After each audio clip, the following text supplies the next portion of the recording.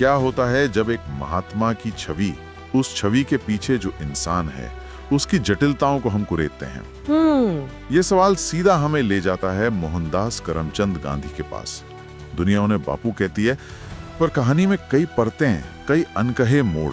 बिल्कुल। और आज हम सिर्फ उनकी जीवनी नहीं पढ़ रहे हैं, हम तो उन स्रोतों में उतर रहे हैं जो गांधी की पहेली के अलग अलग, कभी कभी चौंकाने वाले टुकड़े दिखाते हैं। हाँ, जैसे बच्चों के लिए लिखी गई कहानियों से लेकर उनके निजी जीवन के वो अध्याय जिन पर आज तक बहस होती है। जी। उनके बचपन के वो अनुभव, दक्षिण अफ्रीका में उनका बदलना, भारत की आजादी की लड़ाई, और हाँ, उनके वो निजी दर्शन जिसमें ब्रह्मचर्य के प्रयोग भी शामिल हैं। तो चलिए शुरू करते हैं इस सफर। पोरबंदर से कहानी शुरू होती है। बहुत कम उम्र में शादी, सिर्फ 13 साल की उम्र में कस्तूरबा से। हाँ, उस जमाने का रिवाज था, लेकिन गांधी जी ने खुद बाद में अपनी आत्मकथा में लिखा कि ये कितना अनुचित था। वो इसे बाल विवाह मानते थे और इस पर अफसोस जताते थे। और एक और घटना जिसने शायद उन पर बहुत गहरा असर डाला, पिता के मृत्यु का वो क्षण। हाँ, वो वाकया जब उनके पिता मृत्यु शैया पर थे, बिल्कुल अंतिम क्षणों में वो अपनी पत्नी कस्तूरबा के साथ थे और उसी वक्त पिता की मृत्यु हो गई। इस बात का उन्हें गहरा अपराध बोध रहा और कई लोग मानते हैं कि इसी अपराध बोध ने शायद कामुकता को लेकर उनके बाद के विचारों को एक दिशा दी। ये निजी संघर्ष थे, बिल्कुल, लेकिन सार्वजनिक जीवन में सत्य का आग्रह। जी। वो स्कूल वाला किस्सा तो बहुत मशहूर है। हाँ। केतल शब्द वाला। हाँ, वो केतल वाला किस्सा, टीचर के कहने पर भी नकल ना करना, ये दिखाता है कि सच के प्रति जो निष्ठा थी वो बचपन से ही कितनी पक्की थी। डांट सुनना मंजूर, पर झूठ नहीं। और युवावस्था में भी ऐसे ही संघर्ष दिखते हैं। बिल्कुल, जैसे दोस्तों के दबाव में मांस खाने का प्रयोग किया, लेकिन फिर झूठ बोलना पड़ा, वो बर्दाश्त नहीं हुआ तो छोड़ दिया। अच्छा। फिर वो सिगरेट पीने और चोरी का किस्सा भी है, पर हिम्मत करके पिता के सामने सब सच कह दिया। और पिता ने जिस तरह माफ किया, उसने उन्हें सत्य और पश्चाताप की ताकत का एहसास कराया। ये तो हुई शुरुआती बातें। फिर आता है दक्षिण अफ्रीका, वो पड़ाव जिसने मोहनदास को महात्मा बनने की राह पर डाला। पीटरमैरिट्सबर्ग स्टेशन। हाँ, वो ट्रेन से फेंके जाने की घटना, वो सिर्फ एक अपमान नहीं था, वो नस्लीय भेदभाव का एक कड़वा झकझोर देने वाला अनुभव था। उसी ने सब कुछ बदल दिया। बिल्कुल, उसी ने अंदर के सोए हुए योद्धा को जगाया। लेकिन सत्याग्रह सिर्फ इस एक घटना की देन नहीं था। डरबन कोर्ट में पगड़ी उतारने को कहा जाना, फिर जो गिरमिटिया मजदूर थे, जो भारतीय मजदूर लगभग बंधुआ मजदूरी की हालत में थे, उनकी तकलीफें देखना, इन सब ने मिलकर उन्हें अन्याय के खिलाफ लड़ने का एक नया रास्ता सोचने पर मजबूर किया। अहिंसक रास्ता। हाँ, अहिंसक प्रतिरोध, सत्याग्रह। और वहीं फीनिक्स आश्रम की स्थापना हुई, वहीं इस हथियार को, सत्याग्रह को तराशा गया। और जब वो 1915 में भारत लौटे तो ये सारे अनुभव, ये हथियार उनके साथ था। जी, यहाँ आकर वो सबसे पहले गोपाल कृष्ण गोखले से मिले, फिर अहमदाबाद में साबरमती नदी के किनारे सत्याग्रह आश्रम बनाया। और फिर शुरू हुआ भारत की धरती पर सत्याग्रह का प्रयोग। चंपारण। हाँ, चंपारण में नील किसानों के हक के लिए, फिर खेड़ा के किसानों के लिए, बारडोली में लगान के खिलाफ। ये सिर्फ आंदोलन नहीं थे। ये क्या थे फिर? ये एक तरह से आम लोगों को जगाने, उन्हें जोड़ने, उन्हें उनकी ताकत का एहसास कराने की कोशिश थी। फिर असहयोग आंदोलन आया, रॉलेट एक्ट का विरोध हुआ। और फिर वो दांडी मार्च। हाँ, नमक कानून तोड़ने के लिए वो मीलों की पदयात्रा, उसने तो अंग्रेजी हुकूमत को हिला दिया था। बिल्कुल, वो एक प्रतीक था, लेकिन बहुत शक्तिशाली प्रतीक। उसने दिखा दिया कि अहिंसा और आत्मबल से एक साम्राज्य को भी चुनौती दी जा सकती है। और इस सब के दौरान बार बार जेल जाना शायद सबसे ज्यादा जटिल और विवादास्पद है। ब्रह्मचर्य। 30 की उम्र के बाद उन्होंने ये व्रत लिया। जी, 1906 के आसपास। और उनके लिए ब्रह्मचर्य का मतलब सिर्फ शारीरिक संयम नहीं था। तो क्या था? ये मन, वचन और कर्म तीनों पर नियंत्रण था।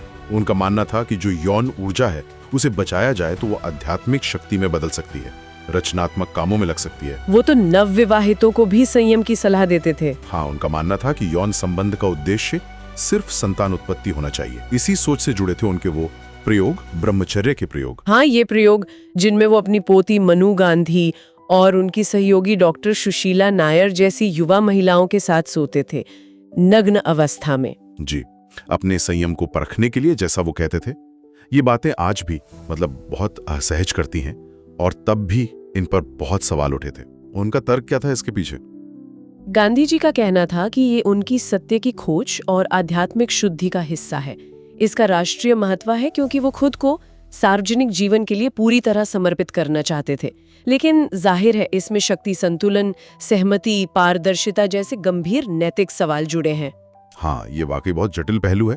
और सुशीला नायर ने बाद में ये भी कहा था कि इसे शुरू में ब्रह्मचर्य प्रयोग का नाम नहीं दिया गया था। तो ये गांधी की शख्सियत की कह सकते हैं एक पहेली नुमा परत है। और हाँ, भोजन पर नियंत्रण भी इसी साधना का हिस्सा था। सादा खाना, शाकाहार, फलाहार, उपवास, मसालों से परहेज। रिश्तों की बात करें तो कस्तूरबा के साथ उनका रिश्ता कैसा रहा, बचपन की शादी से लेके अंत तक? ये रिश्ता भी समय के साथ बहुत बदला। शुरुआत में गांधी जी का रवैया काफी हद तक अधिकार जताने वाला था, जैसा उन्होंने खुद लिखा। लेकिन धीरे धीरे कस्तूरबा उनके जीवन संघर्ष में एक मजबूत साथी बनी। गांधी जी ने बाद में उनकी ताकत, उनके मौन त्याग और सहयोग को पहचाना और सराहा भी। आगा खां पैलेस में नजरबंदी के दौरान उनकी मृत्यु हुई। और सरला देवी चौधरानी, उनके साथ भी खास रिश्ता बताया जाता है। हाँ, वो एक बहुत तीव्र बौद्धिक और भावनात्मक रिश्ता था। सरला देवी खुद एक बेहद प्रतिभाशाली और राजनीतिक रूप से सक्रिय महिला थीं। गांधी जी ने उन्हें अपनी आध्यात्मिक पत्नी तक कहा। आध्यात्मिक पत्नी? जी, उनके पत्रों में इस रिश्ते की गहराई दिखती है। लेकिन इस रिश्ते पर उनके जो करीबी सहयोगी थे, जैसे सी राजगोपालाचारी, उन्हें आपत्ति थी। ये भी गांधी के निजी जीवन का एक और उलझा हुआ अध्याय है। मीराबेन का भी जिक्र आता है। हाँ, मैडलिन स्लेड, एक ब्रिटिश एडमिरल की बेटी जो गांधी से इतनी प्रभावित हुई कि भारत आकर उनकी शिष्या बन गईं। गांधी जी ने ही उन्हें मीराबेन नाम दिया था। वो पूरी तरह समर्पित थीं। जीवन के आखिरी साल तो बहुत दर्दनाक रहे होंगे। विभाजन का दर्द, सांप्रदायिक दंगे, बेहद दर्दनाक। भारत का बंटवारा उनके लिए एक बहुत बड़ी व्यक्तिगत हार जैसा था। उन्होंने नुआखाली और बिहार में जहां भयानक दंगे भड़के थे, शांति लाने के लिए अपनी जान तक दांव पर लगा दी। उपवास किए, अकेले चल पड़े थे वो। लेकिन उन पर आलोचनाएं भी होती रही हैं और होनी भी चाहिए। जैसे दक्षिण अफ्रीका में अपनी शुरुआती दिनों में अश्वेतों के प्रति उनके कुछ विचार नस्लवादी कहे जाते हैं। हालांकि बाद में उनके विचारों में बदलाव आया। हाँ, ये आरोप लगते रहे हैं। इसी तरह महिलाओं की भूमिका पर उनके विचार। एक तरफ वो उन्हें घर की धुरी मानते थे, पारंपरिक भूमिका में देखते थे, तो दूसरी तरफ उन्होंने ही लाखों महिलाओं को घर से निकालकर आजादी की लड़ाई में शामिल किया। ये विरोधाभास भी उनकी शख्सियत का हिस्सा है। और फिर अंत 30 जनवरी 1948, प्रार्थना सभा जाते हुए नाथूराम गोडसे। हाँ, हे राम, उनके अंतिम शब्द। तो देखिए, एक तरफ है राष्ट्रपिता, अहिंसा के वो सबसे बड़े पैगंबर जिन्हें दुनिया जानती है, और दूसरी तरफ एक इंसान जिसके अपने संघर्ष थे, अपने प्रयोग थे, अपने विरोधाभास थे और अपने हिस्से के विवाद। तो सवाल फिर वहीं आ जाता है, इन सब जानकारियों की रोशनी में हम महात्मा गांधी को आखिर समझें कैसे? क्या उनके सार्वजनिक जीवन की महानता को उनके निजी जीवन की इन जटिलताओं, इन विवादों से अलग करके देखा जा सकता है? या फिर इन गहराइयों को, इन मुश्किल सवालों को जानना ही उन्हें सही मायने में समझने का शायद एकमात्र तरीका है? ये सवाल हम सबके सोचने के लिए है। बिल्कुल। और अगर आपको विचारों की ऐसी ही गहरी पड़ताल, ऐसी ही बातचीत पसंद आती है, अगर आप भी किसी विषय की तह तक जाना पसंद करते हैं, तो एक छोटा सा काम जरूर कीजिए।